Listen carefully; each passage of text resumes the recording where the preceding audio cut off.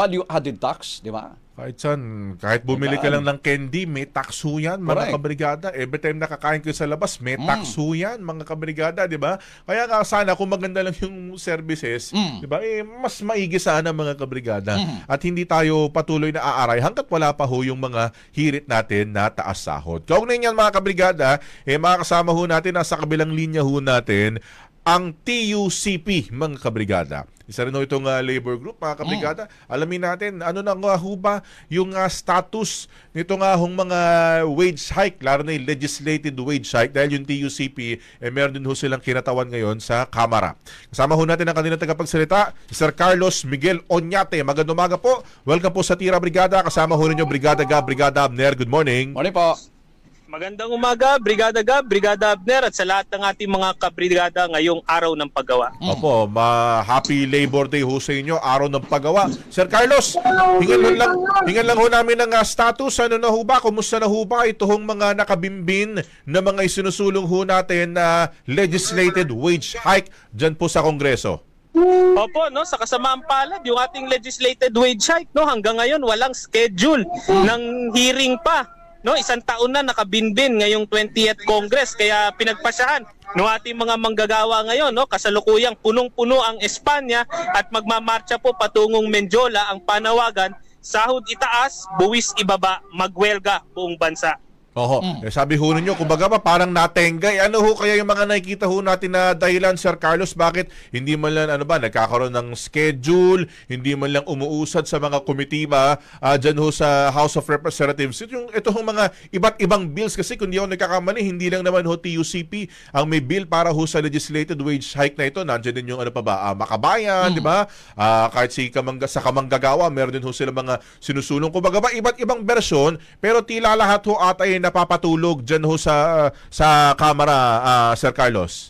Opo, no, alam niyo po may higit 20 na panukala para sa dagdag sa sweldo sa Senado at Kongreso. Ang unfortunate lang ho, alam naman natin, no, basta batas para sa manggagawa, basta itataas yung benepisyo ng ating mga manggagawa, napakarami pong kumokontra mula dun sa tinatawag nating mga economic mismanagers ng Marcos administration at pati yung mga nagdambuhalang mga kumpanya na tubong lugaw na ayaw pang magbahagi ng porsyon ng kanilang kita. Bukod dyan sa isinusulong po ninyo, Sir Carlos, na panukalang batas dyan sa taas sa sahod ng ating mga manggagawa, mayroon din po kayong sinusulong na 5,000 pesos na monthly wage subsidy. Ano na pong update dyan? Anong status ng proposal po na yan? Opo, no, pinanukala natin yung 5,000 minimum wage subsidy kasi ayaw pa rin ng ating mga regional wage boards na magbigay ng aumento kahit malinaw na may supervening event na. Ito po ipinarating natin sa Senado at Kongreso. Nakakuha tayo ng response from the Senate Protect Committee, kaya lang sinasabi nila 1,500 lang daw ang willing silang ibigay, no? Kung kaya't patuloy pa rin natin tinutulak yon, pero wag din natin kalimutan yung ating mga kaubayan na middle class.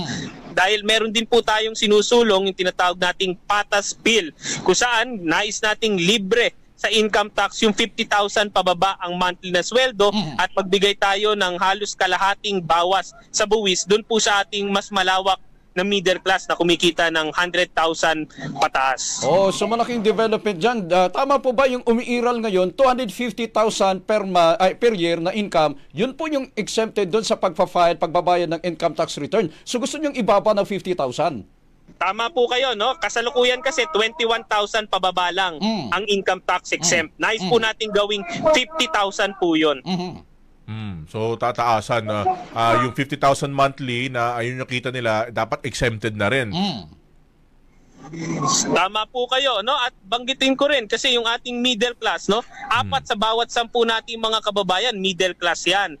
Wala po silang nakuhang suporta, ayuda man lang o tulong sa gobyerno nung tumama ang krisis. Pero sino po ba ang pinaka nagbabayad ng buwis? Yung mga middle class po natin. Opo. Final question for my end, Sir Carlos.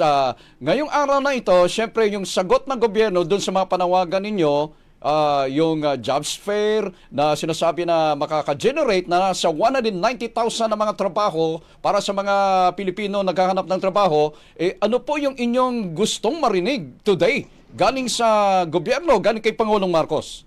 Opo, no, unfortunately, no, narinig natin yung sinabi rin yung statement ng Pangulong Marcos na nagsasabi na kinikilala niya yung sakripisyo ng mga manggagawa. Ngunit ano po ba yung konkreto na pagkilala ng sakripisyo ng ating mga manggagawa? Kundi magbigay ng dagdag sweldo o kaya dagdag benepisyo. Sinabi nga namin, pinakamadali sa gobyerno, bawasan yung sinisingil niyang 12% VAT. Kasi kung tubong lugaw yung mga kumpanya ng kuryente, lalong tubong lugaw yung gobyerno, di ba? So, may panukala din kami na tanggalin na yung 12% VAT mula dun sa ating electricity bills. Okay, sige po. With that, Sir Carlos, maraming salamat sa oras na binigay ho ninyo sa amin ngayong umaga. At muli, mabuhay ho ang mga manggagawang Pilipino. Thank you very much po. Salamat po. Maraming salamat din po at mabuhay po ang manggagawa.